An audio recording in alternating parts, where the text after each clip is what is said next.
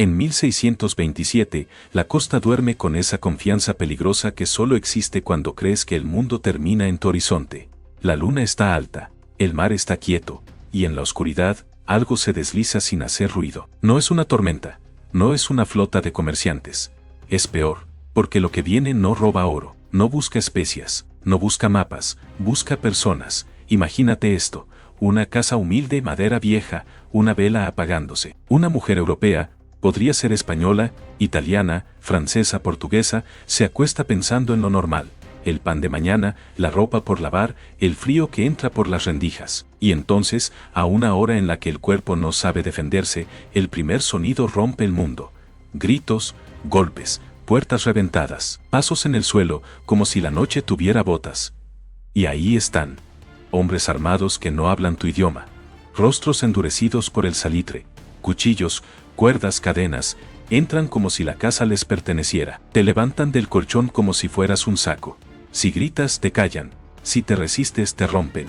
Si suplicas, no entienden, y si entienden, no les importa. Los hombres que intentan pelear mueren rápido. Los viejos estorban. Los niños lloran demasiado. Pero las mujeres jóvenes son mercancía. Ese es el detalle que convierte esta historia en una pesadilla industrial. No es caos, es selección. En cuestión de minutos, toda la aldea se convierte en un corral humano. Gente encadenada en la calle, con el fuego reflejándose en sus ojos. Casas ardiendo detrás, como si el pasado estuviera siendo borrado en tiempo real. Y cuando llega el amanecer, no llega la calma, llega el embarque. Los meten en barcos, no como pasajeros, como carga, y ahí empieza la segunda tortura. El viaje, abajo, en la bodega, no hay aire. No hay espacio, no hay día ni noche, solo madera húmeda, hierro en las muñecas, y el sonido del mar golpeando, como si el océano mismo estuviera de acuerdo con lo que está pasando. Alguien vomita, alguien reza, alguien se desmaya. Y alguien, en algún rincón, entiende demasiado tarde la verdad. El destino no es una cárcel, es un mercado, porque al otro lado del mar existe un sistema que Europa prefirió no mirar de frente. Un negocio que convierte una vida en precio punto. Una industria que calcula el valor de un cuerpo como si fuera ganado. Y cuando el barco finalmente entra al puerto, cuando la luz vuelve a tus ojos y te quema por primera vez en días, no ves libertad. Ves paredes blancas, gente mirando, y una plaza donde se compra y se vende lo que queda de ti. Esto no es una historia de piratas románticos. Esto es tráfico humano con bandera, impuestos y protección. Y ahora viene la parte que casi nadie se atreve a decir en voz alta. Lo que les hacían a las mujeres capturadas no fue accidental, fue el objetivo. Si este video te está gustando y estás descubriendo un nuevo secreto de la historia, no olvides darle like y suscribirte al canal Exploradores de Historia y activar la campanita para no perderte los próximos videos. Y dime en los comentarios desde qué ciudad estás viendo este video.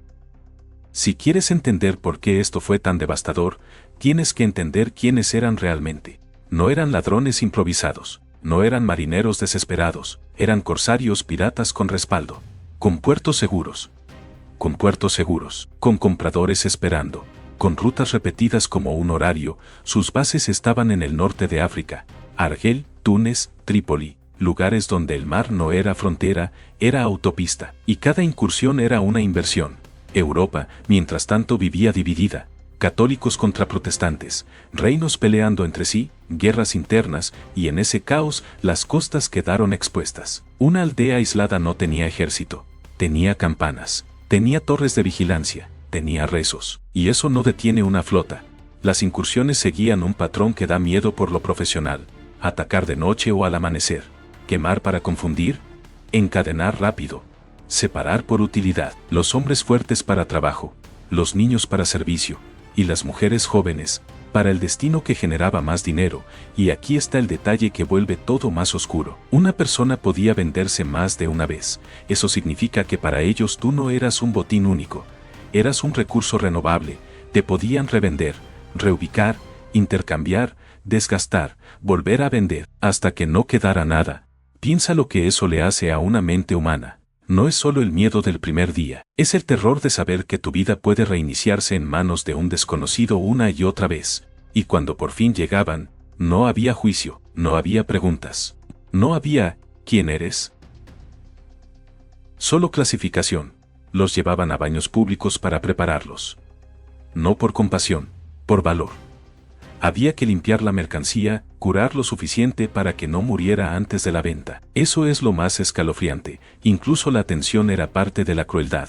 Después venía el mercado, un espacio abierto, ruido de voces, olor a sudor, animales, especias, metal. Y en medio, plataformas donde la gente era exhibida como objetos, los hombres eran revisados por fuerza, espalda, manos, dientes, los niños por docilidad, y las mujeres eran revisadas de una forma que no necesita muchos detalles para entenderse. Manos ajenas tocando lo que no les pertenece, miradas midiendo, sonrisas negociando. La humillación no era un accidente, era parte del precio. Que te rompieran por dentro antes de venderte hacía algo, te hacía más fácil de controlar después, y si crees que esto se escondía en callejones, no, pasaba en plazas, en público, con normalidad. Entonces la gran pregunta es, ¿qué pasaba después? Después de la venta, después del primer dueño, después de que tu nombre se volviera un número, porque ahí es donde el sufrimiento cambia de forma, ya no es el golpe rápido, es la rutina, es la repetición, es la jaula que no se ve desde afuera, y lo que viene ahora, es lo que casi nadie cuenta. Para una mujer capturada, el mercado no era solo un lugar, era una sentencia. Te subían a una plataforma elevada como si tu cuerpo fuera un objeto de vitrina. Abajo, hombres con dinero caminaban en círculos. No miraban tus ojos. Miraban tu piel, tu cintura, tus manos, tus dientes, como si buscaran defectos en una herramienta antes de comprarla, y aquí está la crueldad exacta. No se trataba solo de venderte, se trataba de enseñarte, en público, que ya no tienes control, que tu vergüenza no importa, que tu dolor no frena la transacción. En muchos casos, las mujeres eran obligadas a exponerse para garantizar que estaban sanas. Y si temblabas, si llorabas, si intentabas cubrirte, no eras una persona asustada. Eras mercancía difícil, y mercancía difícil se golpea hasta que aprenda. Después de la venta venía el traslado. Si el comprador era local, te llevaban a su casa. Si era un comerciante con rutas, te enviaban más lejos. Y ese más lejos era otra capa de desaparición, porque cuanto más te alejaban, menos posibilidades existían de rescate, de idioma compartido, de rastro. Y cuando llegabas a una casa, el proceso era simbólico y brutal. Te cambiaban, te despojaban, la ropa europea se quemaba o se tiraba, no porque molestara, porque representaba tu identidad. Y destruirla era un mensaje, lo que eras ya no existe. Te bañaban, te perfumaban. Te vestían con telas nuevas. Desde afuera, alguien podría confundirlo con trato elegante, pero por dentro era un ritual de reemplazo. Te estaban reescribiendo, te estaban convirtiendo en algo que encajara en su mundo. Luego llegaba lo inevitable, reglas que no elegiste, aprender un idioma a la fuerza, aprender a obedecer miradas, aprender a caminar de cierta manera, a hablar de cierta manera, a callar incluso cuando el cuerpo grita. La presión para convertirte de religión era constante. Y hay algo importante, convertirte no te hacía libre, solo te hacía un poco menos castigable. Era supervivencia, no elección. Y aquí es donde entra el verdadero terror psicológico. No había final de condena. No había te faltan 3 años. No había esperanza estructurada. Algunas mujeres terminaban en trabajo doméstico, 16 horas cocinando, limpiando, cuidando hijos ajenos, castigadas por errores mínimos. Un plato roto podía costar comida. Una palabra mal dicha podía costar golpes. Otras terminaban como concubinas, usadas cuando el dueño quería, ignoradas cuando se cansaba. En casas ricas había varias, y se creaba una guerra silenciosa entre ellas. Competir por atención para evitar ser vendida de nuevo, porque ser vendida de nuevo significaba repetir la inspección, repetir el miedo, repetir el borrado. Y algunas, las más jóvenes, las más valiosas, eran enviadas a lugares donde el mundo exterior imaginaba lujo, pero lo que había era otra cosa. Un encierro perfecto, una prisión con cortinas bonitas. La gente en Europa fantaseaba con harenes como cuentos exóticos, pinturas, seda, música. Pero para una esclava europea, era la misma palabra con otro rostro, cautiverio. Y ahora te pregunto algo. ¿Qué crees que le pasa a una mente humana cuando cada día es propiedad, y cada noche puede ser exigencia? Porque aquí viene lo más difícil de escuchar. Muchas sobrevivieron, pero una parte de ellas no regresó jamás. Si llegaste hasta aquí y esta historia te tocó, apóyala con un like, suscríbete al canal, y acompáñanos en Exploradores de Historia. Déjame en los comentarios desde qué ciudad nos ves, y dime, ¿qué parte de esta historia te impactó más? Europa lo pintó como fantasía porque era más soportable creer en una fábula que mirar un crimen. En el imaginario, el harén era un lugar de lujo. En la realidad, para muchas cautivas era un sistema de control, un espacio donde tu valor se medía por lo que podías dar y por lo que podías callar. Si terminabas ahí, primero venía la formación, aprender el idioma, las normas, cómo moverte, cómo bajar la mirada, cómo responder. No era educación, era domesticación, y cada error era corregido con castigo. Pero aquí está lo que casi nadie dice, incluso dentro del harén, la mayoría no obtenía privilegios. La mayoría quedaba atrapada en una espera interminable. No eras libre, no eras esposa, no eras nada estable. Eras una pieza en un sistema donde tu futuro dependía del capricho de alguien que quizá nunca te miraría. Y cuando el tiempo pasaba, tu valor bajaba. Esa es la parte más cruel. No solo eras prisionera, también eras perecedera. El reloj era tu enemigo. Cada año que vivías era, para ellos, un año menos útil. Algunas se quebraban mentalmente, no en escenas dramáticas como en películas. Se quebraban en silencio, dejaban de hablar, dejaban de comer, miraban a la pared como si la pared fuera la única cosa que no podía traicionarlas.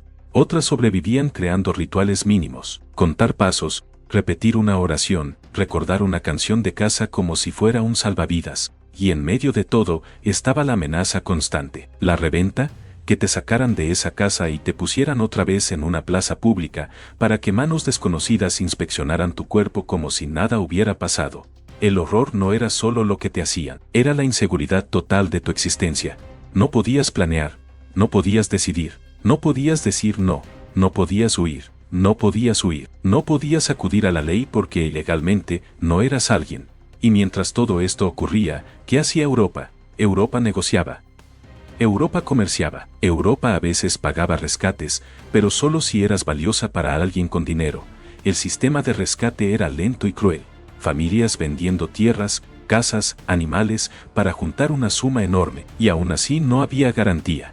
Podías morir antes. Podías ser vendida a otra ciudad. Podías desaparecer en una ruta de comercio. Y si lograbas volver, aquí viene el segundo castigo, el de tu propia sociedad. Porque muchas mujeres regresaban y descubrían que el hogar ya no era hogar, que la gente susurraba, que la honra era más importante que el trauma, que las miradas juzgaban lo que imaginaban que te hicieron, incluso si no sabían nada. Había mujeres que preferían el silencio absoluto antes que contar, porque contar significaba revivir y ser condenada otra vez. Entonces cuando alguien pregunta por qué esta historia no es tan conocida, la respuesta es simple y terrible, porque era más fácil olvidarlas que admitir lo que se permitió durante siglos. Y esa es la parte que golpea. No fue un incidente aislado.